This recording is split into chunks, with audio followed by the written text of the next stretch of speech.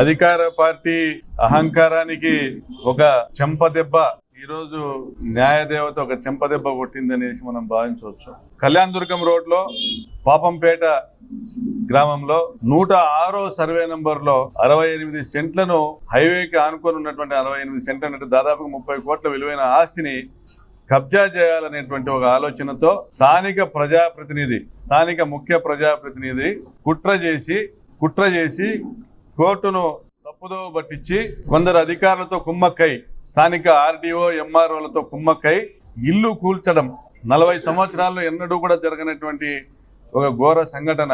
40 సంవత్సరాలుగా వారు నివాసం ఉంటున్నటువంటి ఆ ఇల్లు కూల్చి వాళ్ళని నిరాశ్రయులను చేసి వాళ్ళని బజార్కి ఈడ్చి వారి ఆక్రందనలలో తమ సంపదను సృష్టించుకునేటువంటి కార్యక్రమం చేసినటువంటి వైనాన్ని ఈరోజు కోర్టు తప్పుపట్టింది. డివిజనల్ బెంచ్ లో ఈ రోజు జరిగినటువంటి ఆర్గ్యుమెంట్స్ లో జస్టిస్ రఘునందన్ గారి ముందర మేము ఏర్పాటు చేసుకున్నటువంటి మాజీ అడ్వకేట్ జనరల్ శ్రీరామ్ గారు వాదనలో విన్న తర్వాత జడ్జి గారు ఒక ప్రశ్న వేయడం జరిగింది. Land grabbing court scheduled property ఇది మున్సిపాలిటీలో ఉందని తేల్చి చెప్పగా ఆ షెడ్యూల్డ్ ప్రాపర్టీ అది మున్సిపాలిటీలో కాదు పాపంపేట గ్రామంలో ఉందని ఆ షెడ్యూల్డ్ ప్రాపర్టీని మార్చడానికి ఎంఆర్ఓ ఏమన్నా సుప్రీంకోర్టు చీఫ్ జస్టిసా జడ్జి అని ప్రశ్నించడం జరిగింది. ఒక అవినీతి పరుడు రెవెన్యూ ఆఫీసర్గా ఉంటే, ఒక అవినీతి పరుడు ప్రజాప్రతినిధిగా ఉంటే, ఒక అవినీతి పరురాలు ప్రజాప్రతినిధిగా ఉంటే ఎటువంటి నేరాలు ఘోరాలు చేయొచ్చునో ఈరోజు మనం అందరం కూడా గమనిస్తా ఉన్నాం జరుగుతున్న సంఘటనలు బట్టి. ఏ పరిటాల కుటుంబం అయితే 1995-96 ప్రాంతంలో మేదరవాన్ల కొట్టాలను కూల్చి ఆడ ఒక తమ భవంతిని షాపింగ్ కాంప్లెక్స్ సముదాయాన్ని నిర్మించుకున్నారో, పరిటాల రవీంద్ర హయాంలో ఆర్యవైశ్యులను బెదిరించుకొని తక్కువ ధరకు భూమి కొని ఇల్లు కట్టుకున్నారో పరిటాల రవీంద్ర హయాంలో, కృష్ణాభవన్ శాంతి థియేటర్ పక్కన అన్నదమ్ముల పంచాయతీలో తలదూర్చి నామమాత్రపు ధరకు భూమి కొట్టేసి పెద్ద ఎత్తున కాంప్లెక్స్ కట్టుకున్నారో, అదే పరిటాల కుటుంబం తమ వారసత్వాన్ని తమ విధానాన్ని మళ్ళీ అవలంబించింది, ప్రకటించుకుంది.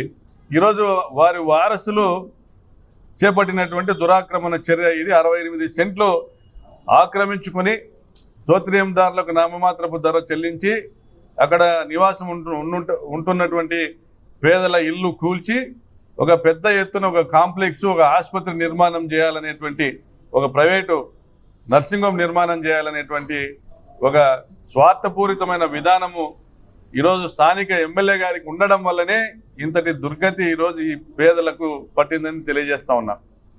నిజంగా ఆమెలో చిత్తశుద్ధి ఉండింటే కనీసం ఆ ప్రాంతానికి వాళ్ళని పరామర్శ చేసిండొచ్చు. నిజంగా ఆమెకి చిత్తశుద్ధి ఉండింటే దానికంటే ముందు ఇల్లు కూల్చడానికి ముందే స్థానిక ప్రజలు మాకు నోటీసులు వచ్చినాయని ఆమెను సంప్రదించినప్పుడు కోర్టు నుంచి ఆర్డర్ తెచ్చుకున్నారని చెప్పుకుంటున్న వాళ్ళని పిలిపించి మాట్లాడిండొచ్చు.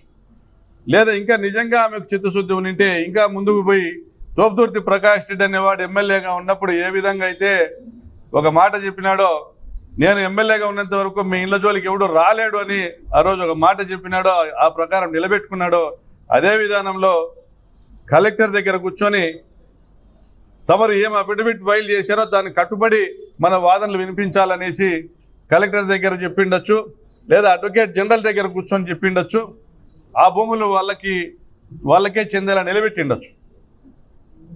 2021లో ఇదే ప్రకారం నోటీసులు వస్తే ఆ రోజు ఆ ప్రాంతంలో ఒక చిన్న మీటింగ్ ఏర్పాటు చేసుకుని మీరెవరూ భయపడద్దండి, ప్రభుత్వం మీకు అండగా ఉంది, పేదల పక్షాన నిలబడేటువంటి ఒక ఎజెండా వైఎస్ఆర్ కాంగ్రెస్ పార్టీ ప్రభుత్వాన్ని, పేదల పక్షాన పోరాడేటువంటి తత్వం మాది, మీకు అండగా ఉంటాం, నేను ఎమ్మెల్యేగా ఉన్నంత వరకు మీ ఇళ్ళ జోలికి ఎవరూ రాలేరని చెప్పి ఆ రోజు మాట నిలబెట్టుకున్నాం. ఆ రోజు కలెక్టర్ గారు ఫైల్ చేసిన అఫిడవిట్కి సంబంధించినటువంటి ప్రతి ఒక్క సమాచారాన్ని నా జోక్యంతో స్థానిక రెవెన్యూ అధికారులు ఇచ్చినటువంటి సమాచారం మేరకు 106 సర్వే నంబర్ ఇది మున్సిపాలిటీలో ఉంది, ఈ ప్రాంతంలో నివాసం ఉంటున్నటువంటి పేదలకు సంబంధం కాదు, ఇది పాపంపేట పొలము అని ఆ రోజు అఫిడవిట్ ఫైల్ చేయడం జరిగింది.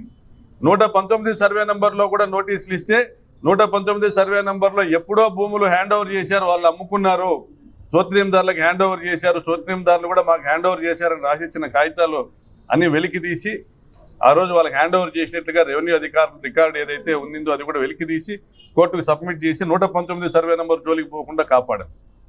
106 సర్వే నెంబర్లో కోర్టులో వాదనలు వినిపించాం. మా తరఫున అడ్వకేట్ జనరల్, ఆ రోజు additional advocate general Ponnavolu Sudhakar Reddy గారు, ఆయన దగ్గర ఉన్నటువంటి అడిషనల్ పీపీలు వాళ్ళందరూ కూడా ప్రజల తరఫున వాదన వినిపించి, దీంట్లో ఎవరైతే ల్యాండ్ గ్రాబింగ్ కోర్టులో ఆర్డర్ పొంది ఉన్నామని తెలుపుతున్నారో ఆ శ్రావణ్ కుమార్కి సంబంధం లేదు ఈ ప్రాపర్టీ అనేసి కోర్టులో వాదనలు వినిపించాలకి వాళ్ళు పలాయన మంత్రం పఠించాల్సిన పరిస్థితి వచ్చింది. కాబట్టి దాన్ని కాపాడుకోగలిగాం, మా ప్రాంత ప్రజల ప్రయోజనాల్ని కాపాడుకోగలిగాం. మరి ఈరోజు ఆ విధానం లేదు. పరిటాల సునీత పేదల పక్షాన పోరాడాలని కానీ పేదల నివారణ కాగితాలు అన్నీ వెలికి తీసి ఆ రోజు వాళ్ళకి హ్యాండ్ ఓవర్ చేసినట్లుగా రెవెన్యూ అధికారులు రికార్డు ఏదైతే ఉండిందో అది కూడా వెలికి తీసి కోర్టుకు సబ్మిట్ చేసి 119 సర్వే నెంబర్ జోలికి పోకుండా కాపాడాం. 106 సర్వే నెంబర్లో కోర్టులో వాదనలు వినిపించాం. మా తరఫున అడ్వకేట్ జనరల్, ఆ రోజు additional advocate general Ponnavolu Sudhakar Reddy గారు, ఆయన దగ్గర ఉన్నటువంటి అడిషనల్ పీపీలు వాళ్ళందరూ కూడా ప్రజల తరఫున వాదన వినిపించి, దీంట్లో ఎవరైతే ల్యాండ్ గ్రాబింగ్ కోర్టులో ఆర్డర్ పొంది ఉన్నామని తెలుపుతున్నారో ఆ శ్రావణ్ కుమార్కి సంబంధం లేదు ఈ ప్రాపర్టీ అనేసి కోర్టులో వాదనలు వినిపించాలకి వాళ్ళు పలాయన మంత్రం పఠించాల్సిన పరిస్థితి వచ్చింది. కాబట్టి దాన్ని కాపాడుకోగలిగాం, మా ప్రాంత ప్రజల ప్రయోజనాల్ని కాపాడుకోగలిగాం. మరి ఈరోజు ఆ విధానం లేదు. పరిటాల సునీత పేదల పక్షాన పోరాడాలని కానీ పేదల నివాసాలని నిలబెట్టాలని కానీ ఆలోచన లేదు. ఆమె ఒక ఆక్రమణదారు, ఒక కబ్జాకోరు. ఆమె కన్ను ఈ ప్రాంతంలో పడింది కాబట్టి 180 ఎకరాల సోత్రియ భూములను ఈరోజు జీపీఏ చేయించుకున్నారు వారి కుటుంబ సభ్యులు, వారి బంధువులు. 180 ఎకరాల సోత్రియం భూములు జీపీఏ చేయించుకున్నారు. సోత్రియందారులు 100-120 మంది ఉన్నారు. వాళ్ళల్లో కొంతమందితో జీపీఏలు చేయించుకొని ఎక్కడ ఖాళీ స్థలాలు ఉంటే పాపంపేట నారాయణపురం పంచాయతీ పరిధిలో, పాపంపేట పంచాయతీ పరిధిలో ఎక్కడ ఖాళీ స్థలాలు ఉంటే అక్కడ పోయి బండలు నాటుతూ ఉన్నారు. ఎవరైతే ఇల్లు కట్టున్నారో వాళ్ళకి నోటీసులు ఇప్పించినారు. 450 మందికి నోటీసులు ఇప్పించినారు. ఇక్కడ ఇల్లు గోలు కొట్టినాం నెక్స్ట్ మీదేనని చెప్పి బెదిరించి డబ్బులు వసూలు చేసే కార్యక్రమం చేస్తున్నారు. 2016-17లో కూడా బహుశా 16-17లో కూడా ఇదే విద్యారణ్య నగర్ ప్రాంతంలో దాదాపుగా 400 ఇళ్లతో దాదాపుగా 10 కోట్ల రూపాయలు అక్కడున్న వాళ్ళతో వసూలు చేసి, తారా మసీదు ప్రాంతంలో డబ్బులు వసూలు చేసి, ఇది మేము కొన్నాం ఈ భూమి, మీరు ఇల్లు కట్టుకున్నారు, మాకు లెక్క కట్టండి అని 3 లక్షలు, 4 లక్షలు, 5 లక్షలు ఒక్కొక్కటి వసూలు చేసినాక కూడా మళ్ళీ పరిటాల రవీంద్ర కాలనీ అనేసి బోర్డు వేసు నిస్సిగ్గుగా ఓట్లేసిన ప్రజల కొంపలు కూల్చేటువంటి ఒక నిర్దాక్షిణ్యమైన విధానానికి పాల్పడుతున్నటువంటి పరిటాల సునీత, వారి కుటుంబ సభ్యుల వైనాన్ని చంద్రబాబు నాయుడు గారు గమనించండి. మీ విధానం ఇదేనా? పవన్ కళ్యాణ్ గారు మీ విధానం ఇదేనా? దీనికైనా మిమ్మల్ని ప్రజలు గెలిపించినారు. మీరు పేదల నడ్డి విరిచేటువంటి కార్యక్రమాలు చేస్తున్నారు. సూపర్ 6 హామీలు ఇచ్చి పేదల్ని మోసం చేసినారు. రాష్ట్రంలో పేదలందరూ కూడా గమనించినారు. అన్నం పెట్టి చేతిని నరుక్కున్నాం ఈ రోజు అనేసి. ఇక్కడ అనంతపురం జిల్లా సరిహద్దుల్లో మనం గమనిస్తుంటే పరిటాల సునీత రాజ్యం వెళ్తాన్న రాప్తాడు నియోజకవర్గంలో ఈరోజు మీ దోపిడీ విధానము, మీ ఆక్రమణ విధానము జిల్లా ప్రజలందరికీ అర్థమవుతుంది. తెలుగుదేశం పార్టీ శాసనసభ్యులు సిగ్గుతో తల ఉంచుకోవాలా మీరు?